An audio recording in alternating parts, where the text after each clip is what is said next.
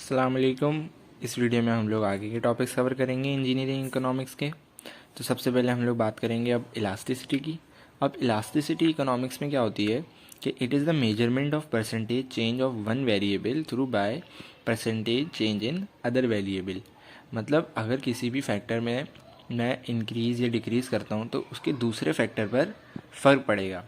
ये ऐसे समझ में नहीं आएगा। इसकी जब हम लोग डिमांड की बात करेंगे, elasticity of demand, price elasticity of demand, तो अच्छे से समझ में आएगा। इलास्टिसिटी बेसिकली सिर्फ चेंज का नाम होता है कि डिमांड में कुछ चेंज आ रहा है, प्राइस में कुछ चेंज आ रहा है। इस तरीके से हम लोग इलास्टिसिटी को प्रोवाइड करते हैं, डिफाइन करते हैं। अब हम लोग बात करेंगे इलास्टिसिटी ऑफ डिमांड। अब इलास्टिसिटी ऑफ डिमांड क्या बोलते हैं? The changes in quantity demanded because of the changes in factor that can cause such a change is called elasticity of demand. अब डेफिनेशन से तो समझ में नहीं आएगा। अब हमारे पास होता क्या है, इलास्टिसिटी ऑफ डिमांड ऐसी चीज़ को बोलते हैं कि क्वांटिटी डिमांडेड, किसी भी प्रोडक्ट की डिमांड में चेंज आए, किसकी वजह से? Because of the changes in factor, उन फैक्टर के चेंजेस पर जो डिमांड में इंक्रीज़ या डिक्रीज़ कर सकते हैं। अब कोई ऐसा फैक्टर है जो किसी प्रोडक्ट की डिमांड में इंक्रीज़ या डिक्रीज़ कर सकता है। जैसे रिलीजियस फैक्टर में मैंने बताया था कि ईद हमारे पास कपड़ों का जो प्रोडक्ट है, कपड़ा बेसिकली प्रोडक्ट है, उसमें हमारे पास इफ़ेक्ट कर सकता है। ईद आ रही है तो प्रोडक्ट के, कपड़े के प्रोडक्ट में की डिमांड में इजाफा हो जाएगा। तो ईद हमारे पास एक ऐसा फैक्टर है जो क्वांटिटी डिमांड पर इफ़ेक्ट कर रहा है, मतलब क्वांटिटी ऑफ डिमांड बढ़ा रहा है। तो that can cause such a change is called elasticity of demand. अब ऐसे फैक्टर को हम लोग इलास्टिसिटी ऑफ डिमांड बोलेंगे जो हमारे पास क्वांटिटी डिमांडेड में चेंज ले आए। Because of the changes in factor that can cause such a change is called elasticity of demand. मतलब किसी भी प्रोडक्ट की डिमांड में इंक्रीज या डिक्रीज हो जाना। इसकी बेसिक टाइप्स क्या क्या होती हैं? प्राइस इलास्टिसिटी ऑफ डिमांड और इनकम इलास्टिसिटी ऑफ डिमांड। अब प्राइस इलास्टिसिटी ऑफ डिमांड क्या होती है? प्राइस इलास्टिसिटी ऑफ डिमांड हमारे पास कुछ भी नहीं होता है, बेसिकली सिर्फ परसेंटेज का रेशियो होता है। It is the fractional change in quantity demanded over change in price. मतलब कितना चेंज आया किसी भी प्रोडक्ट की डिमांड में और डिवाइड करा दो किससे? उसके चेंज इन प्राइस में, मतलब कितना चेंज आया उसकी प्राइस में। इन दोनों को डिवाइड कराकर जो भी आंसर आता है उसको हम लोग बोलते हैं प्राइस इलास्टिसिटी ऑफ डिमांड। और ये माइनस साइन हमारे पास फॉर्मूला में होता है, हमेशा माइनस ही लगाएंगे।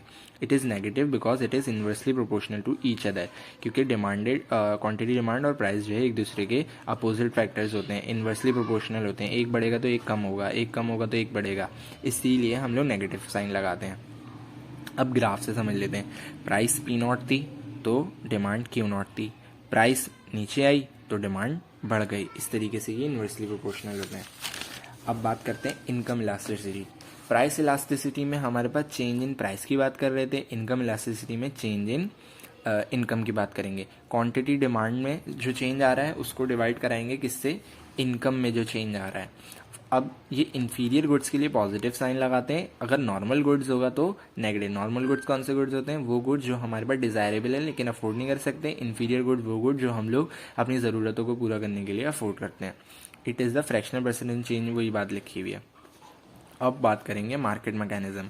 मार्केट मैकेनिज्म में क्या लिखा हुआ है? The market mechanism is a system where prices, supply and demand interact to determine the allocation of goods and services. It is a process by which market coordinate economic activities and resource distribution based on buyers demands and seller supplies with prices serving as a crucial signal in this process. Basically बताया हुआ है कि market जो है किस तरीके से काम करती है।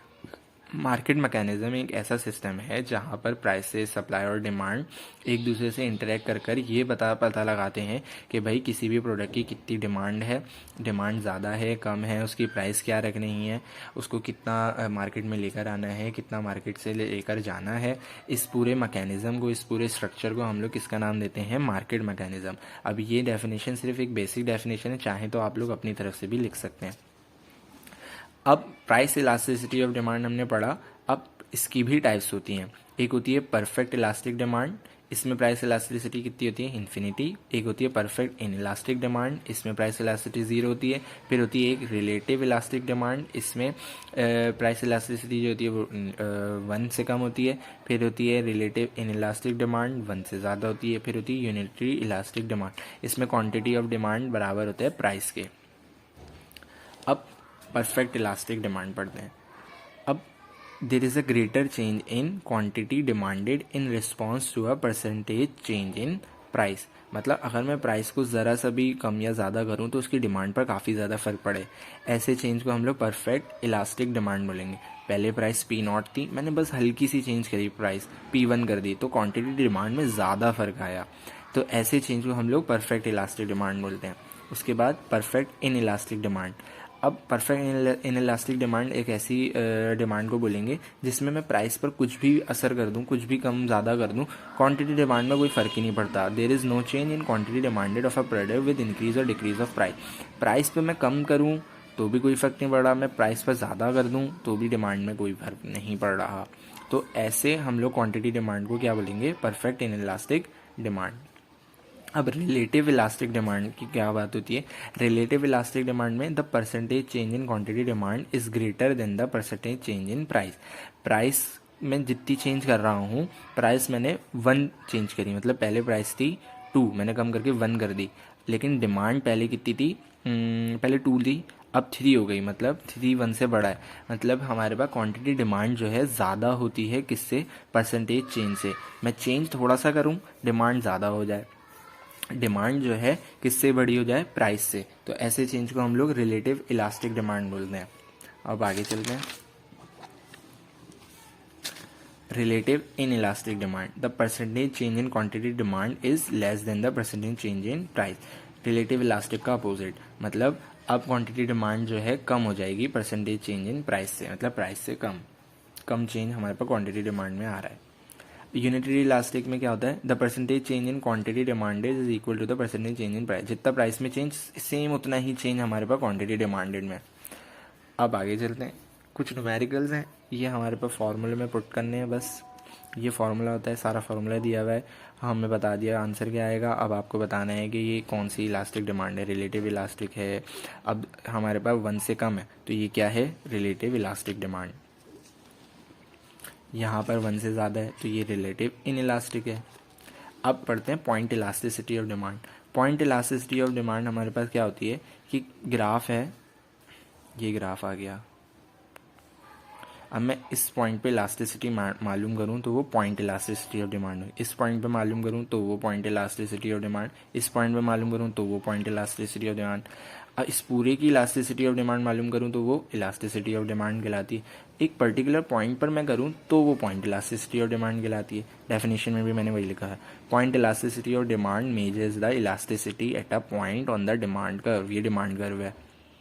It is ratio between the percentage of quantity demanded and price of calculated at a certain point। किसी भी पॉइंट पर इलास्टिसिटी को कैलकुलेट करना हमारे पास पॉइंट इलास्टिसिटी ऑफ डिमांड कहलाता है।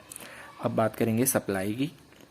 सप्लाई हमें वर्ड से ही पता आ रहा है कि भाई किसी भी चीज़ की विलिंगनेस या फिर एबिलिटी किसी इंडिविजुअल की या फिर कोई इकोनॉमी की, किसी बिजनेस की, किसी भी प्रोडक्ट को प्रोवाइड करने की, तो वो हमारे पास सप्लाई कहलाता है। अब मेरे पास ऐसी पावर है, कोई प्रोडक्ट है जिसके पास मेरे पास 10,000 प्रोडक्ट है, मैं मार्केट में वो डाल सकता हूँ, तो वो सप्लाई कहलाएगी अगर मैं मार्केट में वो लेकर आता हूँ। इस सब पूरे सिनेरियो को हम लोग सप्लाई का नाम दे देते हैं। किसी भी प्रोडक्ट को किसी मार्केट में लेकर जाना सप्लाई हो जाएगा। अब आगे चलते हैं, सप्लाई के बाद आ जाएगा हमारे पास लॉ ऑफ सप्लाई। अब लॉ ऑफ सप्लाई क्या स्टेट करता है, when price of a service और product increase then the quantity of supply that the producer are willing to provide also increases, and when the price decreases the quantity of supply also decreases.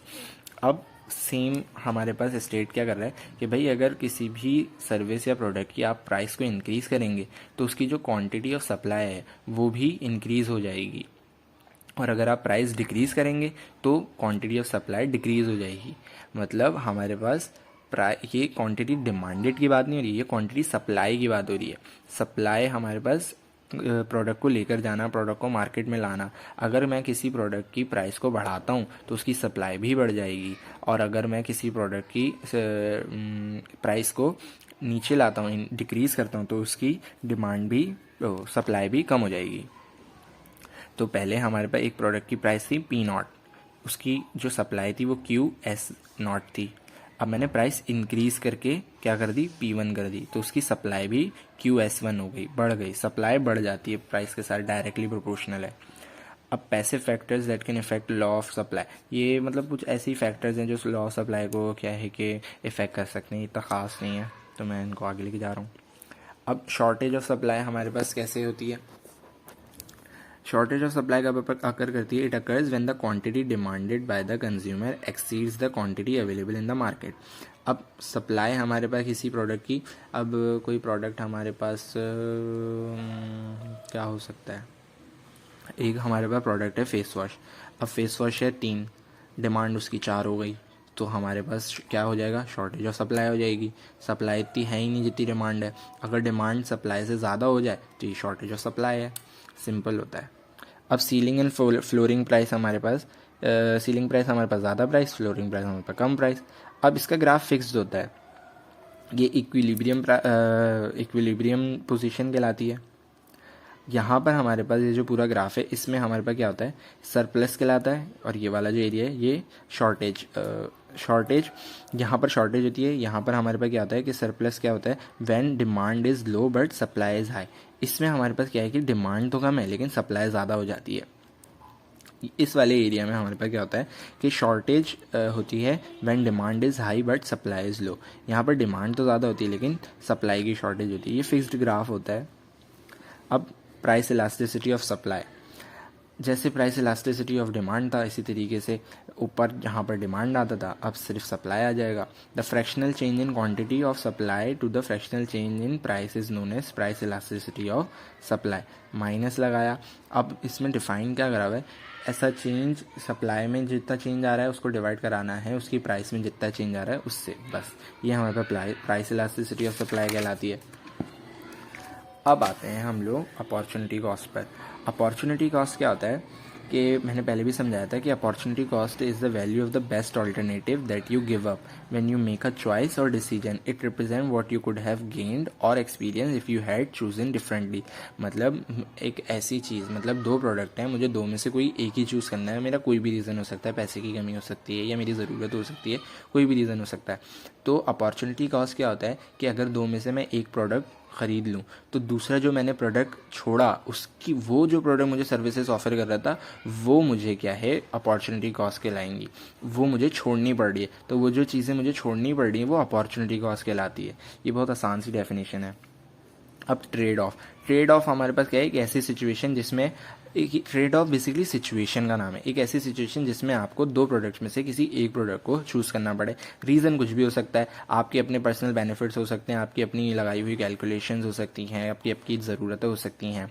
Trade off is a situation in which you have to give up on one thing due to personal benefits और calculation because you can not have both at a time. क्योंकि हम दोनों चीज़ें एक साथ खरीद नहीं सकते, तो इसलिए हमारे पास ऐसी सिचुएशन हम लोग ट्रेड ऑफ बोलेंगे। अब arc elasticity of demand, the elasticity of entire market is known as arc elasticity of demand. पूरी मार्केट की अगर मैं डिमांड पता लगाऊं, इलास्टिसिटी ऑफ डिमांड, तो हमारे पास ये ऐसी इलास्टिसिटी ऑफ डिमांड को क्या नाम देते हैं, arc elasticity of demand. Arc elasticity of demand, it is the elasticity of demand calculated at a price corresponding to an average quantity demanded. अब पूरी मार्केट की प्राइस इलास्टिसिटी मुझे निकालनी है, तो मैं क्या करूँगा, क्वांटिटी डिमांडेड का एवरेज निकाल लूँगा, प्राइस जितनी भी चेंजेस आ रही हैं उसका एवरेज निकालूंगा, दोनों को आपस में डिवाइड करा दूंगा, तो मेरे पास क्या आ जाएगी, आर्क इलास्टिसिटी ऑफ डिमांड आ जाएगी। अब हम लोग चलते हैं थोड़ा अकाउंटिंग की तरफ। अब नेक्स्ट जो टॉपिक आ रहा है वो उसमें शुरू हो रहा है अकाउंटिंग। अकाउंटिंग में हमारे पास कितने पहले आएगा फाइनेंशियल अकाउंटिंग। फाइनेंशियल अकाउंटिंग को क्या बोलते हैं, मॉनेटरी अकाउंटिंग भी बोलते हैं। Financial accounting is the written decision making of transactions और फाइनेंशियल रिपोर्ट्स। मतलब फाइनेंशियल अकाउंटिंग में हम लोग जिस तरीके से प्रॉपर एक फाइनेंशियल रिपोर्ट बनाते हैं, मैंने कितनी ट्रांजैक्शन दी, किसको कितने पैसे दिए, किससे कितने पैसे लिए, लेकिन ये सारी चीज़ें रिटन हों, किसी या तो आप किसी सॉफ्टवेयर में लिखें या आप किसी रजिस्टर में लिखें, आप प्रॉपर एक तरीके से फाइनेंशियल स्टेटमेंट्स लिख रहे हैं, ट्रांजैक्शंस लिख रहे हैं, ऐसी अकाउंटिंग करने को हम लोग फाइनेंशियल अकाउंटिंग बोलते हैं और मॉनेटरी अकाउंटिंग भी कह सकते हैं। अब नॉन फाइनेंशियल का अपोजिट मतलब ऐसी अकाउंटिंग जिसमें मैं कि सिर्फ वर्बली कर रहा हूँ, मेमोराइज्ड है मेरे पास सारी चीज़ें, मैंने किसी को पैसे दिए, मैंने अपने दोस्त को 10,000 रुपये दिए, मुझे याद है कि उसने 6,000 वापस दे दिए, 4,000 रहते हैं, लेकिन ये मैंने कहीं लिखा हुआ नहीं है, मुझे सिर्फ याद है, वर्ड ऑफ माउथ पर मैं डिपेंडेंट हूँ, मुझे सिर्फ चीज़ें याद हैं, मैंने कोई किसी किस्म की अकाउंटिंग नहीं करी हुई, तो ये कहलाती है नॉन फाइनेंशियल अकाउंटिंग। अब आती है कॉस्ट अकाउंटिंग। कॉस्ट अकाउंटिंग क्या होती है? Cost accounting is a specialised branch of accounting that focuses on the systematic recording, allocation and analysis of cost associated with the production of goods within an organisation. अब एक organisation है, वो कोई product बनाती है, उस product को बनाने में उसकी जितनी कॉस्ट लग रही है, जितना भी उस पर खर्चा आ रहा है, जितनी भी उसके लिए ट्रांजैक्शंस हो रही हैं, जितनी भी उसकी फाइनेंशियल स्टेटमेंट बनाई जा रही हैं, बैंक अकाउंट्स बनाई जा रही हैं, उनका पूरा जो भी रिकॉर्ड होता है कॉस्ट से रिलेटेड, वो कॉस्ट अकाउंटिंग में आता है। अब उसके बाद आती है मैनेजरल अकाउंटिंग। मैनेजरल अकाउंटिंग हमारे पास क्या करती है? सिर्फ फोकस करती है इंटरनल इंफॉर्मेशन प्रोवाइड करने पर। फाइनेंशियल जो इन्फॉर्मेशन होती है, फाइनेंशियल इन्फॉर्मेशन प्रोवाइड करती है, सपोर्ट प्रोवाइड करती है किसको? जो इंटरनल स्टेक होल्डर्स होते हैं किसी भी कंपनी के, बैंक मैनेजर्स होते हैं या फिर कोई भी एग्जीक्यूटिव होते हैं, मतलब सारी चीज़ें इंटरनल ही होती हैं। तो ऐसी अकाउंटिंग को हम लोग क्या बोलते हैं? Managerial accounting. अब हम लोग बात करेंगे टैक्स अकाउंटिंग। टैक्स अकाउंटिंग के लफ्ज़ से ही समझ में आ रहा है, ऐसी अकाउंटिंग जिसमें हमारे पास टैक्स से रिलेटेड चीज़ें लिखी जाएँ, टैक्स रेगुलेशंस लॉज लिखे जाएँ, तो हमारे पास ऐसी अकाउंटिंग को टैक्स अकाउंटिंग बोलेंगे कि भाई कंपनी ने कितना टैक्स दिया, कितना टैक्स बचा, कितना टैक्स देना है, कितना टैक्स दे दिया है, ये सारी चीज़ें टैक्स अकाउंटिंग में आएंगी। अब अकाउंटिंग की बेसिक जो इक्वेशन होती है वो क्या होती है? बेसिक अकाउंटिंग इक्वेशन है ये। एसेट्स किसके बराबर होते हैं? लाइबिलिटीज़ और ऑनर्स इक्विटी। अब चलते हैं क्लासिफिकेशन ऑफ एसेट्स की तरफ। क्लासिफिकेशन ऑफ एसेट्स हमारे पास दो किस्म के एसेट्स होंगे, फिक्स्ड एसेट और करंट एसेट। अब करंट एसेट क्या होता है? ऐसे एसेट्स जो हम लोग इजीली कन्वर्ट कर लें कैश में, मतलब मेरे पास कुछ चीज़ें हैं, ऐसी चीज़ें जो मेरे पास आसानी से जो है मैं कैश करा सकता हूँ, ऐसे एसेट्स को हम लोग करंट एसेट्स का नाम देंगे। एग्जाम्पल हमारे पास क्या आ जाता है? कैश। अब कैश हमारे पास करंट एसेट है, मेरे पास पैसे पड़े ही पड़े हैं। अब बॉन्ड्स आ गए, जो हमारे पास बॉन्ड्स आते हैं, मैं कभी भी बैंक में जाके बॉन्ड्स को चेंज करा सकता हूँ, कैश मुझे मिल जाएगा। चेक हो गया, प्रीपेड सर्विसेज हो गई, इन्वेंट्री हो गई, मेरे पास प्रीपेड सर्विस है, मैंने कोई इंटरनेट लगाया हुआ, पूरे साल के पैसे दिए हुए, तो ये मेरे पास क्या हो जाएगी? करंट एसेट हो गया मेरा, क्योंकि मुझे पैसे नहीं देने उसको और मैंने पहले से ही दिए हुए, तो ये मेरे पास करंट एसेट है। इन्वेंट्री में मेरे पास सामान पड़ा हुआ है, वो सामान मुझे बेचना ही बेचना है, तो ये इन्वेंट्री जो है हमारे पास करंट एसेट आ गई। फिक्स्ड एसेट क्या होते हैं? वो एसेट जो हमारे पास इजीली कन्वर्ट नहीं होते कैश में, मतलब मेरे पास प्रॉपर्टी पड़ी हुई है, कोई बिल्डिंग है, कोई ज़मीन है, कोई जायदाद है, कोई मशीनरी है, कोई हाउस है, तो ऐसे एसेट जो हमारे पास इजीली कन्वर्ट ना हो सके पैसों में, उन लोगों को उन एसेट्स को हम लोग किसका नाम देते हैं? फिक्स्ड एसेट्स का नाम देते हैं। अब लाइबिलिटीज़ क्या होती हैं? Liabilities are debts that an individual और business owes to other parties. They represent claims against an entity's asset and they can be financial और non financial in nature. Liabilities हमारे पास एक किस्म का हम लोग के पास लोन होता है किसी भी इंडिविजुअल या बिजनेस पर, जो वो ओ करता है किसी अदर पार्टी को। मतलब मैंने इंटरनेट लगवाया है, मुझे इंटरनेट के पैसे उस पहले दिन से ही देने हैं जब से मैंने लगवाया, तो मैं लायबिल हो गया इंटरनेट वाले का कि मुझे उसको पैसे देने ही देने। तो इंटरनेट मेरे पास क्या है कि लायबिलिटी हो गई कि भाई उसको पैसे देने ही देने हैं। तो ऐसी चीज़ों को हम लोग लायबिलिटीज़ बोलते हैं जिसको मुझे पैसे देने ही देने हैं। टाइप्स ऑफ पेएबल, अब एक होता है अकाउंट पेएबल और एक होता है नोट्स पेएबल। अकाउंट पेएबल हमारे पास क्या होता है? Account payable refers to short term liabilities that needs to be paid to the receiver. It's like a non written agreement between two parties that needs to be paid. अब मैं कुछ liabilities हैं मेरे पास, मैंने जैसे इंटरनेट की example दी, मैंने internet लगवा लिया, लेकिन मैंने कोई रिटन डॉक्यूमेंट, उससे कोई एग्रीमेंट साइन नहीं करा कि मैंने तुम्हें हर महीने 1,200 रुपये देने हैं अपने इंटरनेट के, लेकिन मुझे पे तो करने हैं उसको। तो ऐसे अकाउंट पेएबल जिसमें हमारे पास किसी किस्म का रिटन एग्रीमेंट नहीं होता, कोई कॉन्ट्रैक्ट नहीं होता, बस वर्ड ऑफ माउथ पे डिपेंडेंट होते हैं और मेमोराइज होते हैं, तो ऐसे अकाउंट पेएबल जिनमें हमें अकाउंट पे करना पड़े पैसे, लेकिन हमारे पास कोई भी रिटन एग्रीमेंट ना हो, तो ऐसे अकाउंट पेएबल, ऐसे पैसों को हम लोग क्या बोलते हैं? Account payable. और नोट्स पेएबल अकाउंट पेएबल का अपोजिट ऐसी लाइबिलिटीज़ जिनमें मैंने कोई रिटन एग्रीमेंट करा हुआ हो, कोई कॉन्ट्रैक्ट करा हुआ हो, किसी से कोई उधार लिया हुआ हो, लेकिन सारी चीज़ें रिटन में हो और मुझे उसको पैसे देने हों, तो ऐसे पैसे हमारे पास क्या बोलते हैं? Notes payable. अब इसी तरीके से हमारे पास जैसे अकाउंट पेएबल होता है, जो भी अकाउंट पेएबल होता है उसका अकाउंट पेएबल पे मुझे पैसे देने होते हैं और अकाउंट रिसीवेबल में मुझे पैसे लेने होते हैं, लेकिन नॉन रिटन एग्रीमेंट नहीं है, कुछ भी नहीं है, मुझे पैसे सिर्फ लेने हैं, लेकिन कोई एग्रीमेंट नहीं करा हुआ मैंने, रिटन डॉक्यूमेंट्स मेरे पास नहीं है। नोट्स पेएबल में हमारे पास रिटन होती हैं सारी चीज़ें, नोट्स रिसीवेबल में भी मुझे पैसे लेने हैं और सारी चीज़ें रिटन में भी हैं।